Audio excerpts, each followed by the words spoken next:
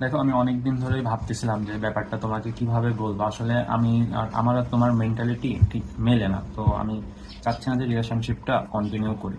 দেখো, তোমার জন্য আমার এই কোচিং সেন্টার থেকে ওই কোচিং সেন্টার দৌড়ায় বেড়ানো লাগে, এর কাছ থেকে ওর কাছ থেকে দৌড়ায় বেড়া লাগে। তাও তোমাকে আমি বুঝি না, ঠিক প্রপারলি মেন্টালি বুঝি না তোমাকে আমি। তাছাড়া তোমার জন্য দেখো, আমি আমার যেগুলো ভালো লাগে সেগুলোতে টাইম দিতে পারি না। পর্যাপ্ত পরিমাণ তোমারে আমার টাইম দেওয়া লাগে।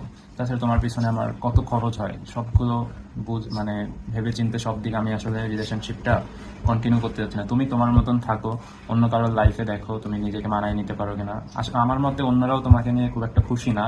তো যাই হোক, তো তুমি দেখো, আমি চাচ্ছি না যে রিলেশনশিপটা আমাদের ভিতরে আর আসলে আমাদের ভিতরে কোনো ইমোশনই কখনো তৈরি হয়নি। সো কিছু তো করার নাই, এখন ইমোশন যদি না তৈরি হয় তাহলে দুজন তো একসাথে থাকা পসিবল না। সো তুমি তোমার রাস্তা দেখো, আমি আমার রাস্তা দেখি। ইনশাল্লাহ তোমার লাইফও ভালো হবে, আমার লাইফও ভালো হবে। আমি আমার নিজের লাইফে টাইম দিতে পারবো, নিজের যেগুলো ভালো লাগে সেগুলো করতে পারবো। তুমিও দেখো, তোমার যেগুলো ভালো লাগে সেগুলো করো, এখন সমস্যা তো নাই, তাই না? তো ভালো থাকো। এখানেই আশা করি শেষ হয়ে যাক সবকিছু সুন্দরভাবে। নিজের খেয়াল রাখো। টাটা।